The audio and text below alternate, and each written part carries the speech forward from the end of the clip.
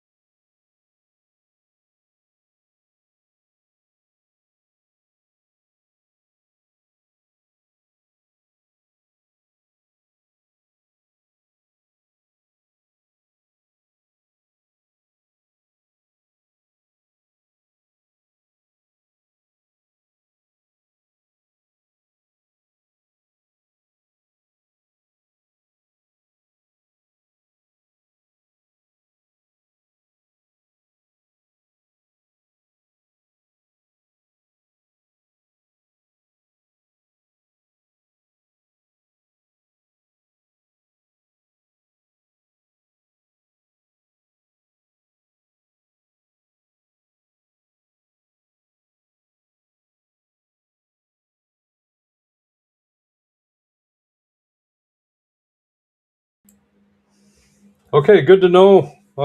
Sorry about that, folks. Thanks for being patient with me. I'm still figuring that out. All the settings on my end says that audio should work when I move over to the side camera. It's a little frustrating for me. I'm trying to, get dynamic and add a little change and flow to what you're seeing. But anyway, let's get started. So, good morning. I'm Dr. Jeff Evenson. I'm a board certified doctor of holistic health. I am not a medical doctor. I do not practice medicine. I don't pretend to do that. I don't treat, diagnose, or cure. Instead, I simply help people uh, rediscover their health through natural means, through supplementation, through health coaching, through mentoring, teaching, educating, guiding, and teaching. And that's what doctor is in the sense in my title is doctor in the sense of teacher. Okay, so it has been a good week. I hope everybody had a good week. Had some good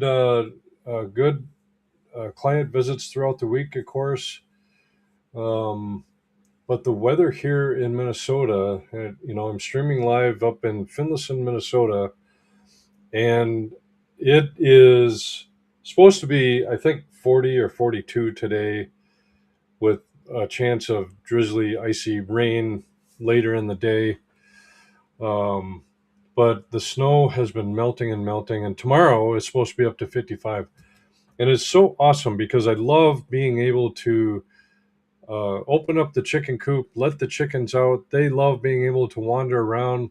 The egg production is back online. I'm getting at least 4 eggs a day from my chickens. I have 13 of them, if you remember. Um, and it's just fun, to be able to get up. Today, later today, I'm gonna venture out to the back of my property. I think one, I want to see how the snow melt is back there, but two, my trail cams have been showing. I think a neighbor's dog uh, going to one spot back there, and I think there might be some kind of dead animal or carcass laying there. I don't know. I need to go discover and see what it is, because I've also seen a fox out there at the same time. Not that the fox has anything to do with the dog, you know, feeding off a carcass, but I'm just curious to see what sort of animal might be laying back there.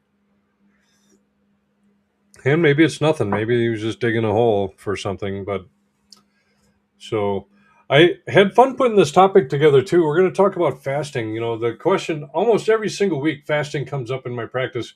People want to know about fasting and and ask if I know anything about fasting, and I do.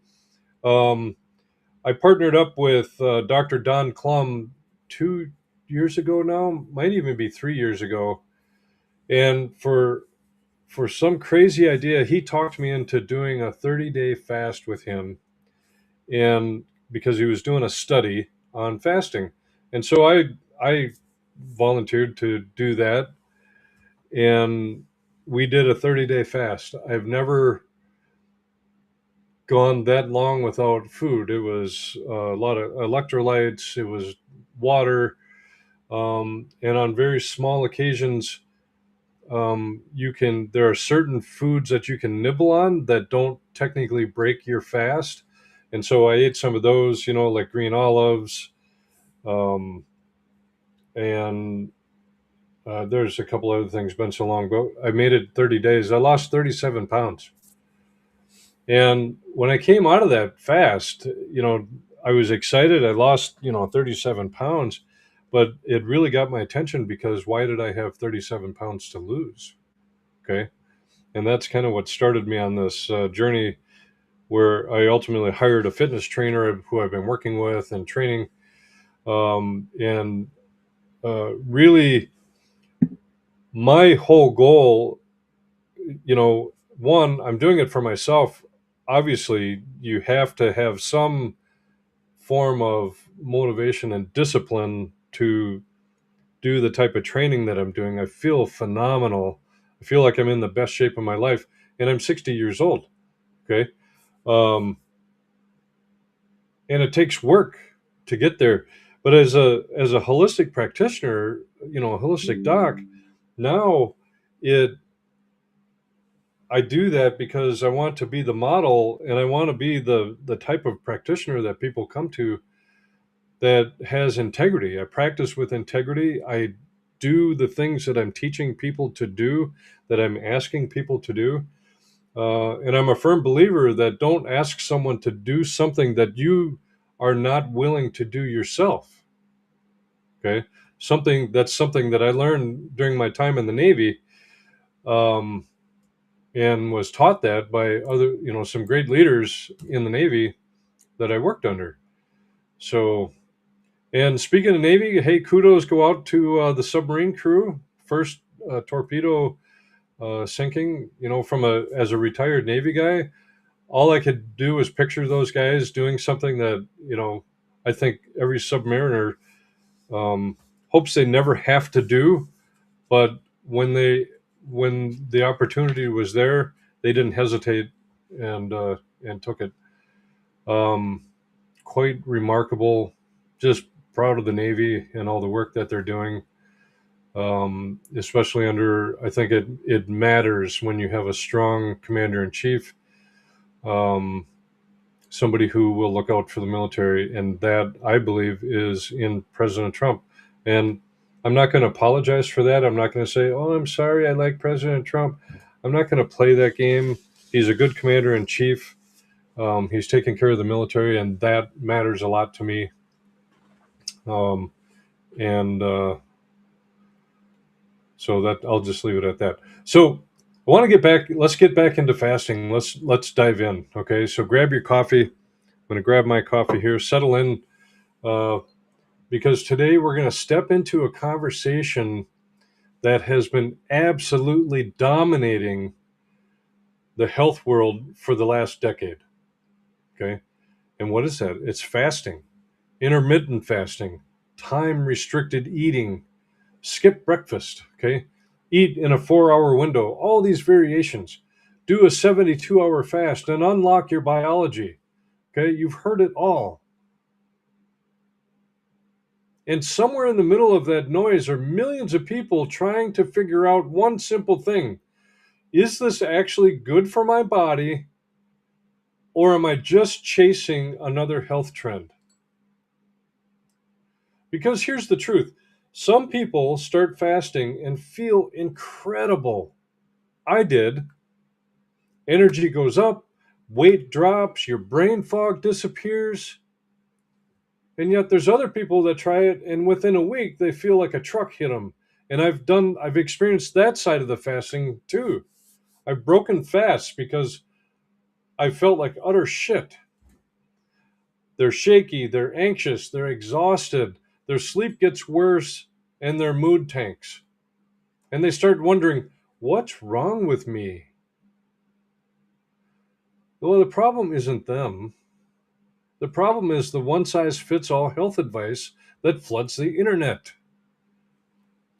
health influencers screaming about miracle product protocols, biohackers chasing the next dopamine hit, people stacking strategies on top of strategies without ever stopping to ask one critical question. What does my body actually need right now? Because your body's not a machine, it's a living, intelligent system. It has priorities, it has stressors, it has a sequence of healing that cannot be skipped just because someone on YouTube said fasting will fix everything. Excuse me.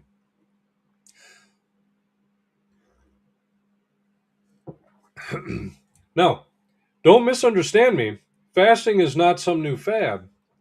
Human beings have practiced fasting for thousands of years. Religions have incorporated fasting as spiritual discipline. Ancient cultures experienced fasting naturally because food availability fluctuated. Your metabolism is built to handle periods without food. In fact, fasting triggers some fascinating biological processes. Things like improved insulin sensitivity. You get metabolic flexibility. Add a cellular cleanup mechanism called autophagy, where your cells literally begin recycling damaged components. There are real physiological benefits there. But here's the problem: the modern health conversation took something nuanced and turned it into a health religion. Now the message is, if you're not fasting, you're doing it wrong. Or if you're eating breakfast, you're sabotaging your metabolism. Another one is, if you're not doing 18-hour fasts, you're missing out on longevity. And suddenly people start forcing their bodies into protocols that don't match their physiology. And when it backfires, they blame themselves, not the advice. That's where I want to slow things down this morning, because fasting is not a magic bullet. It's a metabolic tool. And like any tool, it can build something powerful, or it can cause damage when used in the wrong situation. One of the individuals I mentioned who has done excellent work unpacking the science behind this is Dr. Don Klum. His research goes deep into how fasting actually interacts with metabolism and physiology. Not the hype, the real biology. In fact, as I'm saying this, I'm remembering I interviewed him, and I'm not sure I published the interview. I'll have to go back and look at that. I think I did, but I might run it again after the show. Um, the real biology. So today we're going to take a hard look at this topic from a functional nutrition and holistic health perspective. Okay, we're going to talk about what fasting actually does in the body, where it can be incredibly helpful, where it can absolutely backfire, and why the question is never simply, should I fast? The real question is my body ready for fasting, or does it need something else first? Because healing doesn't come from copying somebody else's protocol. Healing comes from understanding the signals your body is sending and responding intelligently. So today we're going to strip away the hype. We're going to dig into the physiology. And by the end of this conversation, you'll have a much clearer picture of where fasting fits into the bigger story of real health. So let's start by understanding what fasting actually is and what happens inside the body the moment food stops coming in. Okay. Now, before I dive into that, I want to promote. I do have a free live webinar coming up on March 18th. I was going to say this next Wednesday. It's not. 2 weeks, 7 p.m. Register free. If you're thinking about, if you want to get some more information, And what I've learned, when I sit down with people for the first time, I often hear the same story, and we're going to talk about that. They've cleaned up their diet, they're taking supplements, they've seen multiple practitioners, and yet they still feel stuck. Okay. And that's exactly why I'm hosting this free live webinar. In that session, I'm going to be walking through something most people never get shown in their health journey, the missing step that determines whether all those right things actually work. Okay. It's not about trying harder, but it's about guiding and understanding the process that the body needs to go through. Okay. So I will take this link here. I'm going to post this in the chat, in the comment section, and you can click on that. Please register. It's free, live Wednesday. I appreciate it. And if you're just joining the show, please chime in on the comments and tell me where you're watching from. It's always fun to see where people are watching from. I know Janae is a show regular. She's up in McGregor, Minnesota. And it's just fun to see where people are tuning in from. So, all right. Let's get into what fasting actually is. We'll start with something simple because a lot of confusion around fasting actually begins with the definitions. Okay. Fasting is not some modern biohacking invention. It's not a Silicon Valley performance trick. It's not something invented by Instagram fitness influencers. Okay. Fasting is simply a period of intentional non eating. That's it. A period of intentional non eating. And whether people realize it or not, most of them are already fasting every single day. If you finish dinner at 7 p.m. and you eat breakfast at 7 a.m., that could be considered a 12-hour fast. Your body's been doing that for your entire life. In fact, if we zoom out, historically, fasting was once a normal metabolic rhythm for human beings. For most of human history, people did not have constant access to food. And folks, that's what's killing us. We can graze. I used to do this too. You could have days where you're grazing on food all day long. You're not giving your system a break at all. Okay? So there were periods of abundance and periods of scarcity. The human body evolved to adapt to those fluctuations, which means your metabolism is designed to operate in two primary states. The first state is the fed state. This is when food is coming in, nutrients are being absorbed, and the body is focused on digestion, nutrient storage, tissue building, hormone signaling related to feeding. Okay. The second state is the fasted state. This is when food stops coming in and the body shifts into a different strategy. Instead of relying on incoming fuel, it begins accessing stored energy reserves. And this is where intermittent fasting comes into the conversation. Okay? Intermittent fasting simply means extending the amount of time you remain in the fasted state. The most common patterns people use today are things like 12 hours fasting, 12 hours eating, or 14 hours fasting, 10 hours eating, or 16 hours fasting, 8 hours eating. You see where I'm going? Sometimes people even push that window to 18 or 20 hours. Now, the reason people experiment with these longer fasting windows is because something interesting begins to happen metabolically once food has been absent long enough. In the first several hours after eating, your body is primarily running on glucose from the last meal. As that glucose gets used up, the body begins tapping into stored glucose called glycogen, which is stored in the liver and muscles. This phase typically lasts somewhere around 12 to 16 hours, depending on the person. After glycogen stores begin to decline, remember glycogen is stored in the liver and muscles. After those stores begin to decline, the body starts shifting toward a different fuel strategy and it begins increasing fat metabolism. Fatty acids begin being released from storage. The liver begins producing ketones, which the brain and muscles can use as fuel. And as this shift happens, insulin levels begin to fall. Growth hormones can increase, and cellular repair pathways start becoming more active. One of the processes that has gained a lot of attention in fasting research is called autophagy.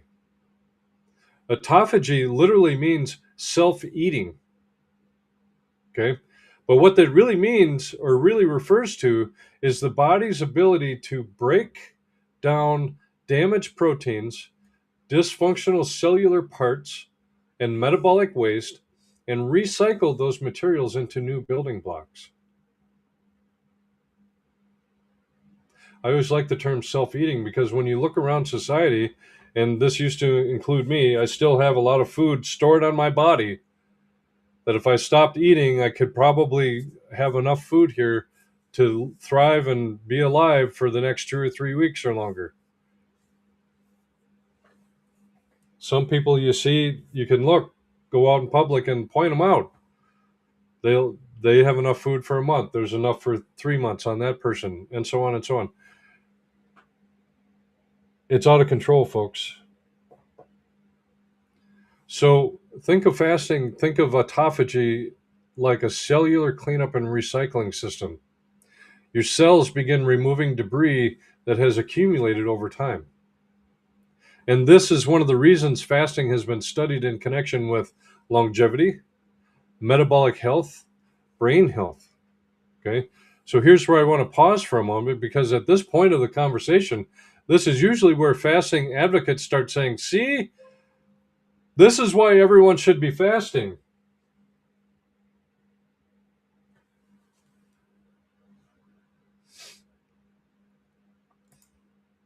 There we go. Thank you, Christine, for monitoring my show. I forgot to bring myself back into the picture. Um, so they're going to go, see, this is why everyone should be fasting. But this is where we have to slow down, okay? Because the human body is not just a metabolic engine. It's a complex adaptive system. And while fasting can activate some very beneficial biological pathways, it can also create stress signals in certain individuals depending on their current state of health. So before we jump into the benefits, we need to understand something important. Fasting is not automatically healing. Fasting is a signal. And the body interprets that signal based on the environment it is currently living in. So if the body has strong reserves and stable physiology, fasting can activate powerful repair mechanisms. But if the body is already struggling with things like chronic stress, blood sugar instability, toxic burdens, parasites, immune challenges, that same fasting signal may push the system deeper into survival mode. Which is why the conversation around fasting has to go deeper than just copying someone else's protocol. We have to understand what the body is dealing with underneath the surface. And that's where the real discussion begins. So in the next segment we're going to dig into what actually happens in the body once fasting extends beyond that first metabolic transition and why some people start experiencing dramatic benefits when that shift occurs. Okay? This is where quantum nutrition testing and muscle testing come into play. This is where I can have that conversation with the body and never start new clients out on fasting. A lot of times when new clients come to me, we've got to deal with the things that the body is already struggling with that I listed: the chronic stress, the blood sugar instability, the toxic burden, the immune challenges, parasites.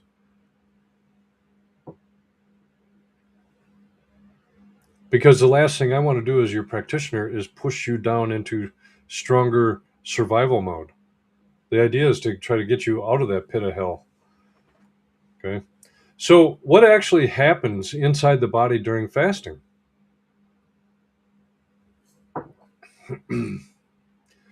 Now that we understand what fasting is, let's go a little deeper into what is actually happening inside the body when food stops coming in.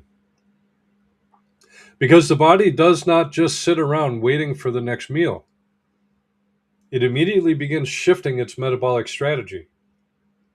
Think of your metabolism like a hybrid engine. It can run on multiple fuel sources, but most people today have trained their body to run almost entirely on one fuel: sugar, glucose. Every time we eat carbohydrates or sugars, the body releases insulin to help move that glucose into the cells. Now, insulin is not the enemy, it's a necessary hormone. The problem is constant stimulation. Many people are eating every 2 to 3 hours all day. They're eating breakfast, they have a snack, they eat lunch, they have a snack, they eat dinner, they have a late night snack.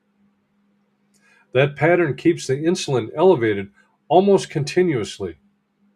And when insulin stays elevated, the body remains locked in storage mode. It stores energy, it stores fat, it reduces access to that stored fuel. But the moment fasting begins, insulin levels begin to fall. And as insulin falls, the body gains access to stored energy again. And this is where we start seeing the first major benefit of fasting: improved insulin sensitivity. Because some people have been called insulin resistance, which leads into type 2 diabetes, type 1 leads into then dementia potentially, and all that. They're starting to call dementia as a type 3 diabetes. That should get your attention. Too many carbs, folks. So, improved insulin sensitivity. Cells become more responsive to insulin signals again, which helps stabilize blood sugar and improve metabolic efficiency. But that's only the beginning. As the fast continues, the body moves through a series of metabolic transitions. First, it burns through circulating glucose. Next, it begins using stored glycogen from the liver and muscles. Okay? Glycogen is basically stored carbohydrate energy that the body keeps on reserve. Most people carry somewhere between 12 and 24 hours of glycogen, depending on their metabolism and activity levels. Once the glycogen stores begin to drop, something fascinating happens. The body begins releasing fatty acids from the adipose tissue.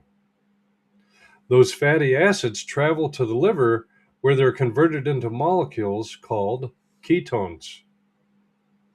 Ketones become an alternate fuel source for the brain and many other tissues.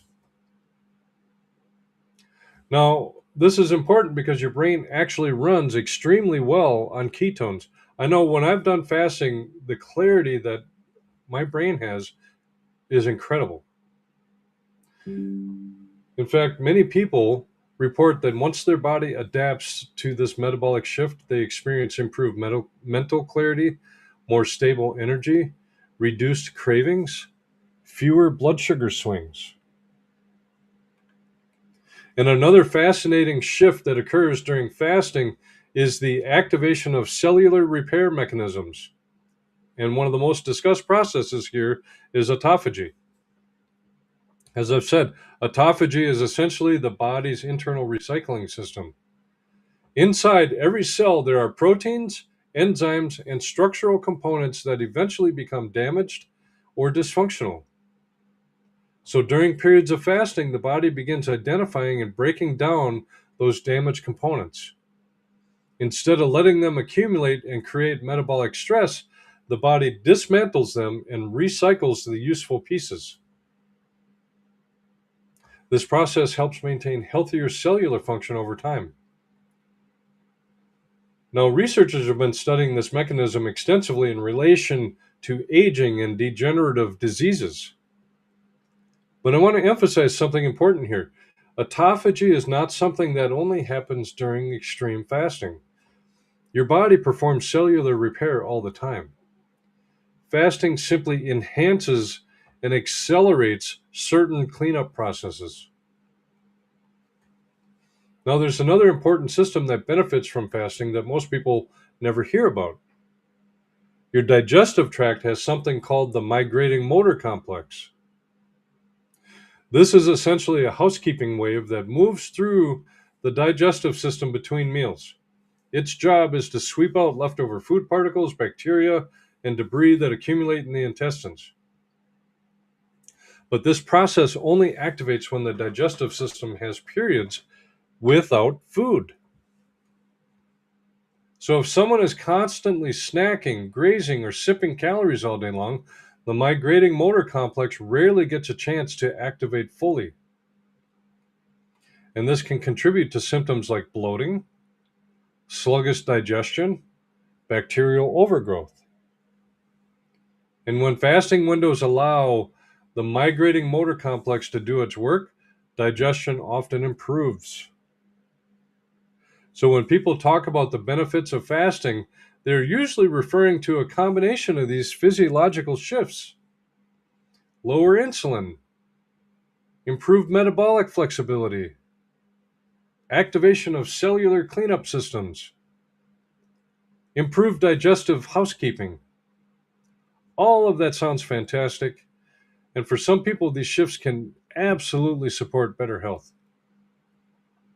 But here's where the conversation needs to get honest, okay? Because the exact same metabolic shifts that benefit one person can create stress signals in another. And that's what we need to explore next. Because the question is not just what fasting does, the real question is who actually benefits from it and who should be careful.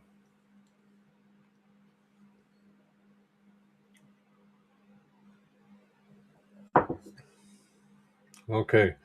If you're just jumping on, be sure to say hi in the comments and let us know where you're watching from. It's always fun to see that. And if you have any questions, I'll do my best to answer them before the end of the show. Put those in the comments too. All right. Now, the real benefits of fasting when the body is ready, we're going to talk about that. Now that we understand what's happening metabolically, let's talk about the real benefits people experience when fasting is used appropriately. And I want to emphasize that phrase, when the body is ready. Okay? Because fasting works best when it is supporting a system that already has a solid foundation. When someone has decent metabolic stability, adequate nutrition, and relatively balanced physiology, fasting can unlock some very powerful improvements. The first major benefit we touched on earlier is improved insulin sensitivity. Insulin is the hormone that helps move glucose from the bloodstream into the cells where it can be used for energy. When someone is constantly eating, insulin levels remain elevated most of the day. Over time, cells can become less responsive to insulin signals. This is what people often refer to as insulin resistance. And when fasting periods are introduced, insulin levels have time to fall. That break allows cells to regain responsiveness, which can help stabilize blood sugar and improve metabolic efficiency. This is one of the reasons fasting has become a popular strategy for people dealing with metabolic syndrome, stubborn weight gain, blood sugar dysregulation. Now, the second benefit that often shows up is something called metabolic flexibility. Most people today have trained their metabolism to run on one fuel source: sugar. And if blood sugar drops even slightly, they feel terrible, they feel shaky, How many times have you had the shakes, and you know that you need a candy bar or something just to get something in your system? You get shaky, you get irritable. They reach for another snack. But the human body was designed to switch between multiple fuel sources: glucose, stored glycogen, fat, ketones.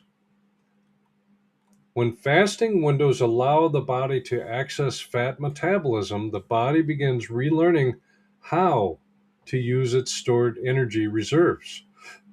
Like I said, most of us have energy reserves, plenty of it stored up. And once someone develops that flexibility, they often notice something interesting. Their energies become more stable. Their cravings decrease. Mental clarity improves because instead of riding the roller coaster of blood sugar spikes and crashes, the body has a steady fuel supply. Now, another benefit that gets a lot of attention is the cellular cleanup process we discussed earlier, known as autophagy. Okay? Autophagy helps the body identify and recycle damaged cellular components. This process is one of the reasons fasting has been studied in connection with healthy aging, neurological protections, metabolic resilience. Your body is constantly repairing itself.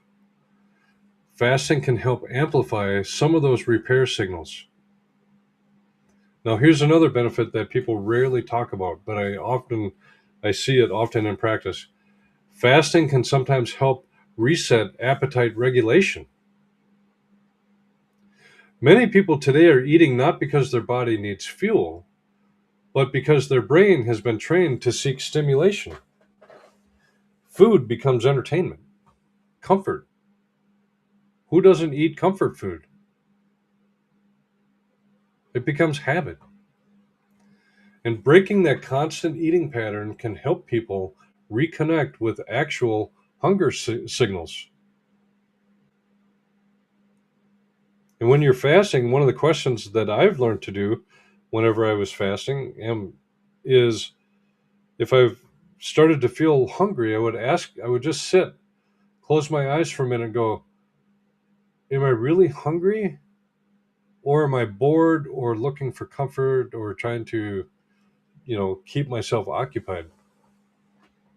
Because one of the things that happens when you're fasting is suddenly you have an extra hour or several extra hours in the day because you're not food prepping and cooking and eating. All of a sudden, you've got this extra time. But when someone is constantly eating, the digestive system never really shuts down. Ah. Enzymes are constantly being secreted. Hormones are constantly being released. The stomach and intestines are always working. Strategic fasting windows allow the digestive system to pause, reset, and perform its internal housekeeping functions.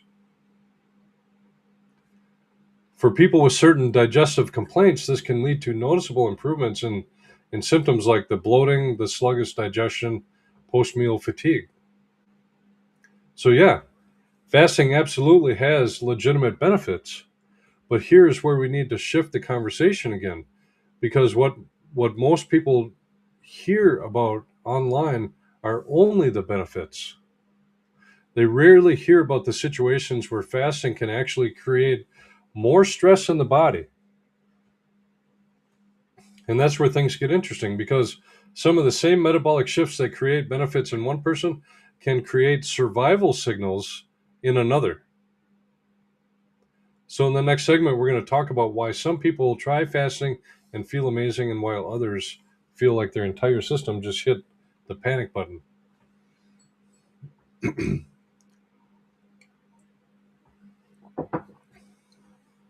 All right.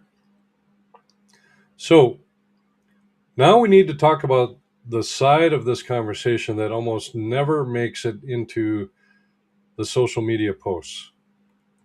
Because while fasting can be incredibly helpful for some people, I also see situations where fasting makes people feel significantly worse.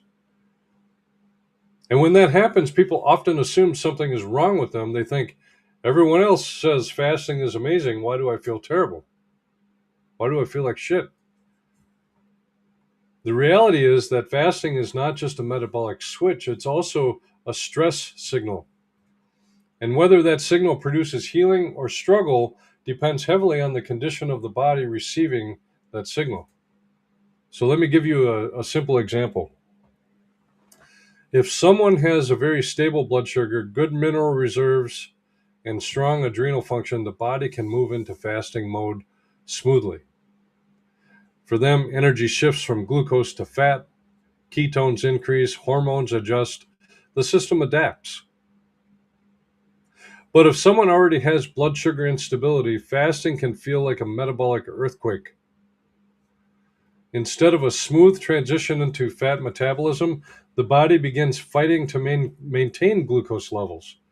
Cortisol increases, adrenal signaling ramps up, and the person begins feeling symptoms like shakiness, irritability, anxiety, brain fog, or sudden fatigue. Their nervous system goes into survival mode. And when that happens, fasting stops being a healing signal and starts becoming a stress signal. Another group of people who often struggle with fasting are individuals dealing with chronic stress or adrenal fatigue patterns. When the body has been living in a prolonged stress state, cortisol rhythms often become dysregulated. The body becomes very sensitive to additional stress signals. So, skipping meals can trigger a stronger cortisol response, which leads to symptoms like feeling wired but exhausted, sleep disturbances, afternoon crashes, mood swings. Now, here's something else that people rarely consider. If someone is actively dealing with detoxification challenges, fasting can sometimes increase symptom intensity. And here's why. During fasting, the body begins mobilizing stored fuel, but stored fuel often contains stored toxins. Fat tissue can hold on to things like environmental chemicals, heavy metals, and metabolic waste. So when fat breakdown increases, some of those compounds can re enter circulation. And if the body's elimination pathways are not fully supported, liver, lymphatic, kidneys, gut, the person may temporarily feel worse. Call it the fasting flu. They might experience headaches, nausea, brain fog, inflammatory flare ups. That's why fasting needs to be approached carefully when someone is working through deeper detoxification. Now, another interesting group where fasting needs to be individualized is women. Okay. Women's hormonal systems are more sensitive to prolonged caloric restriction signals. In some women, aggressive fasting can influence thyroid signaling, reproductive hormone balance, menstrual cycles. This does not mean women cannot benefit from fasting, but it often means the fasting window needs to be shorter or less aggressive. Now, here's the big takeaway from all of this. The internet tends to treat fasting like a universal solution, but physiology doesn't work that way. What strengthens one body can stress another, and which brings us back to the bigger principle I talk about all the time. Healing is not about copying someone else's protocol. Healing is about understanding what stressors your body is currently dealing with. And that's where the conversation gets really important because sometimes the reason someone feels better when they fast is not because fasting solved the problem. Sometimes it's because not eating temporarily stopped aggravating the problem. And that leads us directly into the next piece of this conversation, why fasting alone rarely fixes the deeper root causes of chronic health challenges.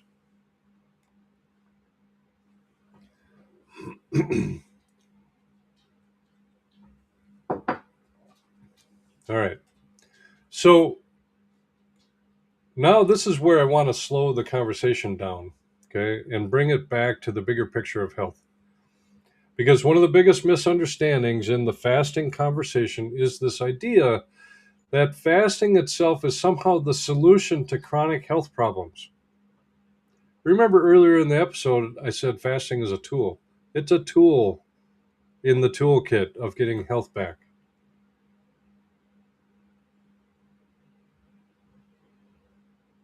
Sometimes fasting helps people feel better, but that does not necessarily mean fasting fixed the problem.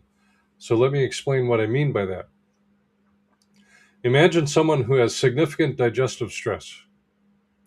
Maybe they have food sensitivities, maybe they have microbial imbalances in the gut, maybe they're dealing with parasites, yeast overgrowth, or inflammation in the digestive tract. Every time they eat, their symptoms flare up. They get bloated, they get fatigued, they feel brain fog. Now that person tries fasting. Suddenly they feel better.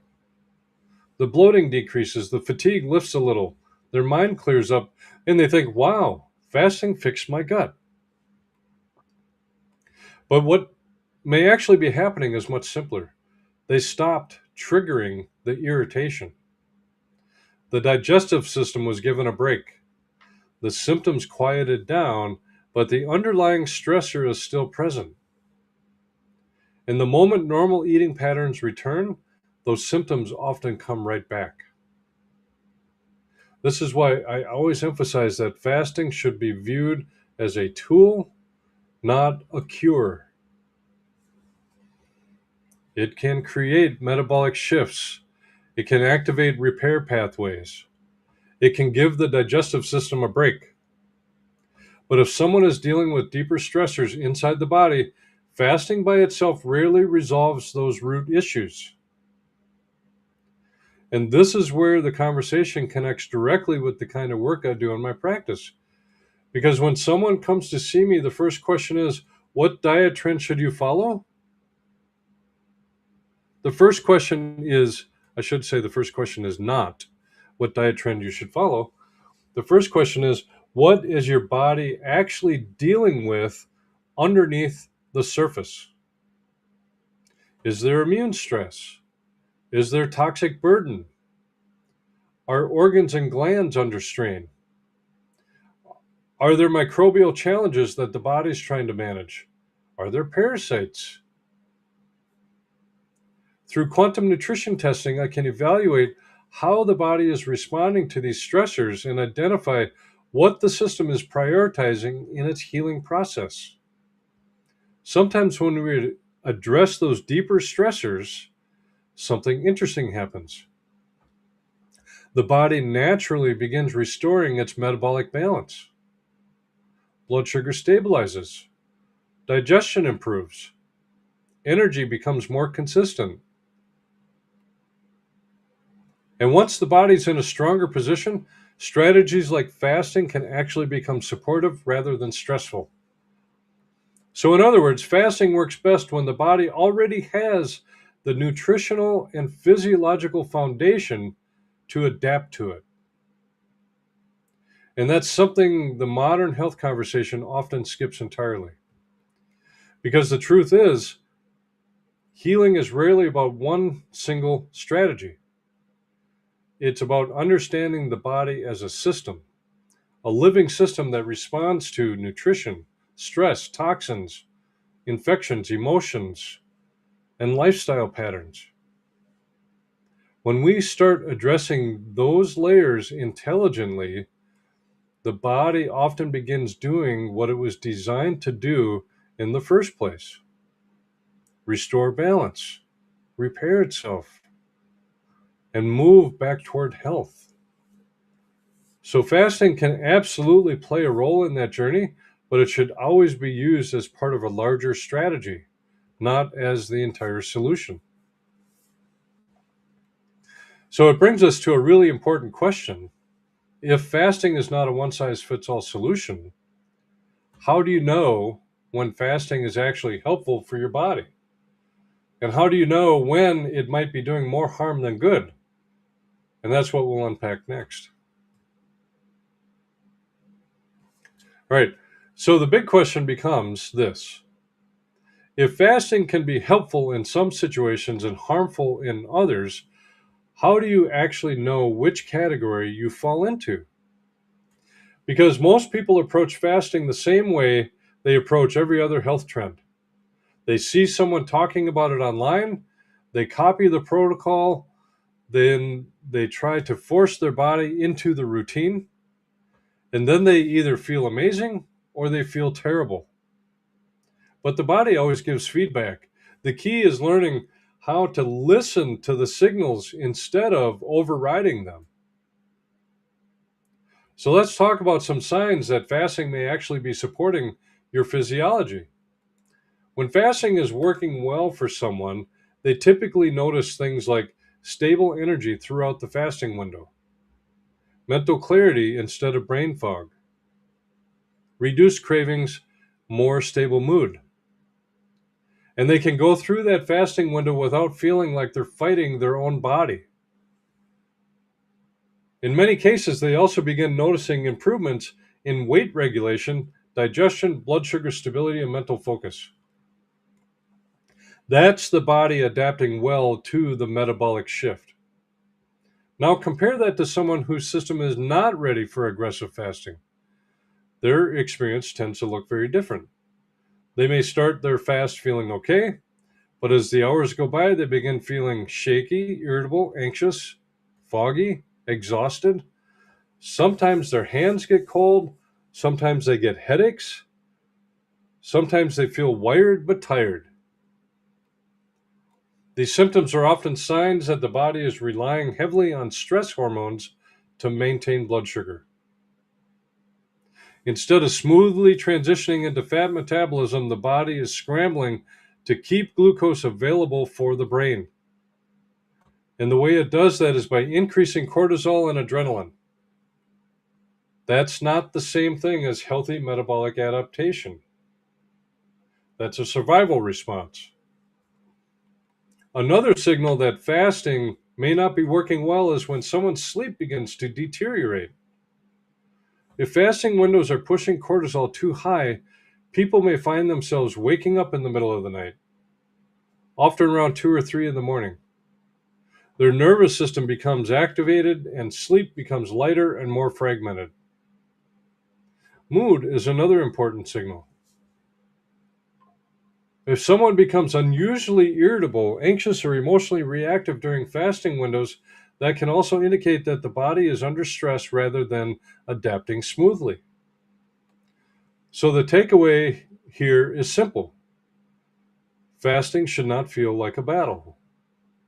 It should feel like a metabolic shift the body can handle. Now, one of the reasons I tend to take a more moderate approach in practice is because many people are already dealing with multiple stress layers.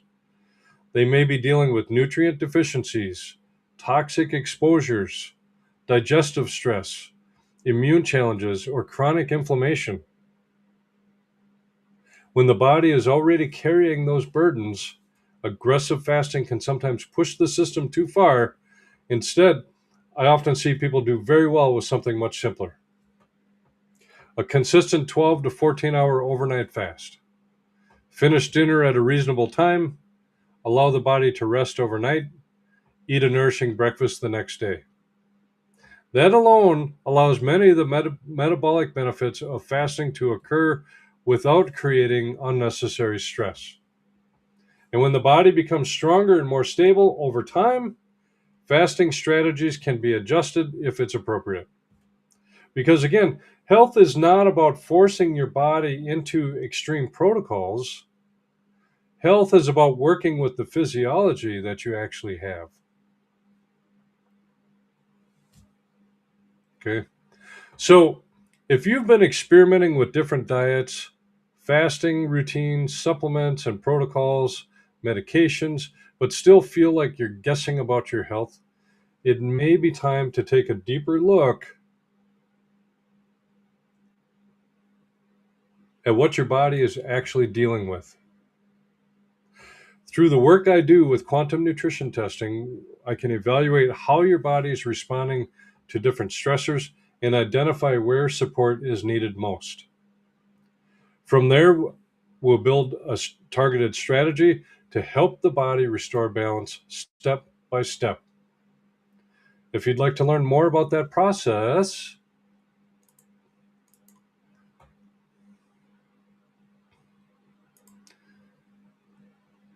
there's a code here, comes right up on the middle of the screen. Go to my website, evensonholistic.com, or reach out to my office to schedule a consultation. Okay. You don't have to keep guessing about your health. You can go right here, start your journey, click on that, and have that code ready, because you'll need it here. You're going to schedule the Q&T full assessment, and you can do it in person, by phone, or online over Zoom. Okay, let's do in person. You're going to look for a time slot. Okay, let's say, and I know I have open times next week for new clients, and you can pick a time. Okay, and once you pick a time, then you hit next, fill out your form, the name, and at some point I think it's on the last page. I don't want to fill all this stuff out. You will get a place to enter that code. Okay. Let me turn on the banner for the bottom of the screen. Okay. All right. So as we wrap up this morning's conversation, I want to leave you with a bigger perspective on this topic of fasting, because fasting, like many things in the health world, has become very polarized. On one side, you have people who treat fasting like it's the answer to everything. Skip meals, fast longer, push harder, unlock your biology. And on the other side, you have people who say fasting is dangerous and nobody should be doing it. The truth is, as it often does, sits somewhere in the middle. Fasting is neither a miracle cure nor a metabolic villain. It's a tool, a powerful one, but still just a tool. And tools only work well when they're used in the right situation. If your body is strong, metabolically flexible, and well nourished, fasting can activate some remarkable biological processes.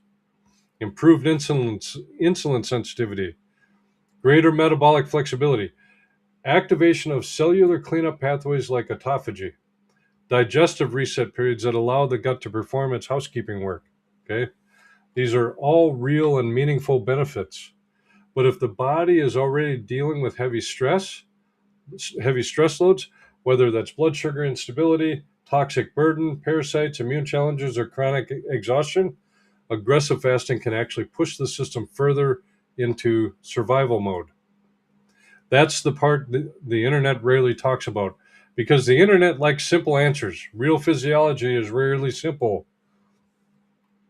Your body is constantly making decisions about where to allocate its energy. Should it focus on repair? Should it focus on detoxification? Should it focus on maintaining blood sugar stability? Should it focus on defending against immune stressors? Those priorities shift depending on what the body is dealing with at any given time. Which means strategies like fasting need to be applied with awareness and discernment, not just enthusiasm. And this is one of the reasons I spend so much time helping clients understand what their body is actually navigating underneath the surface. Because once you understand the stressors affecting your system, suddenly the path forward becomes much clearer. You stop chasing random protocols, you stop jumping from trend to trend, and you begin working with your body instead of against it. Sometimes that includes fasting. Sometimes it includes improving nutrition first.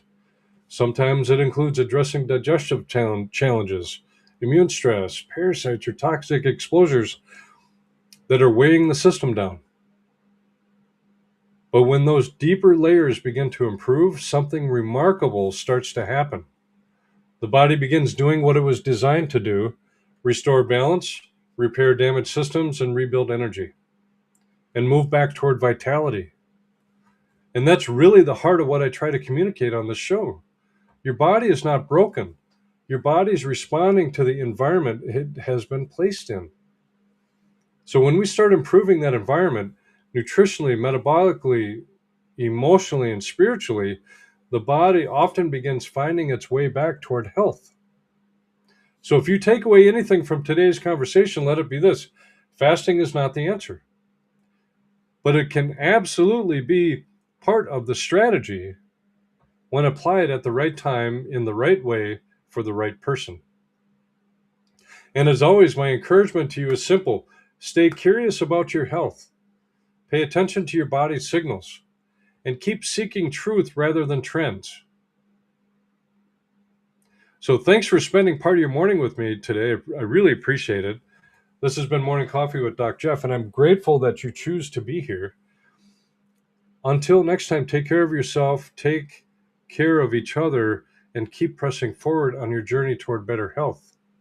Okay?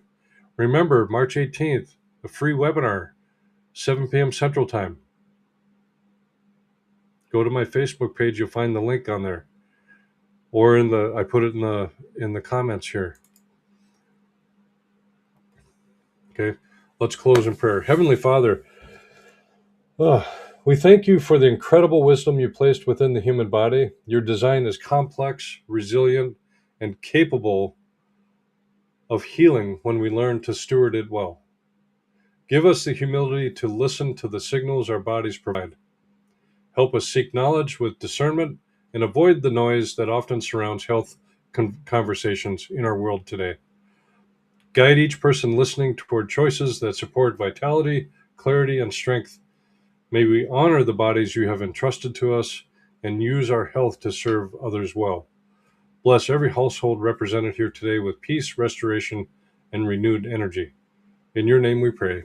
Amen. Folks, that's the end of the show.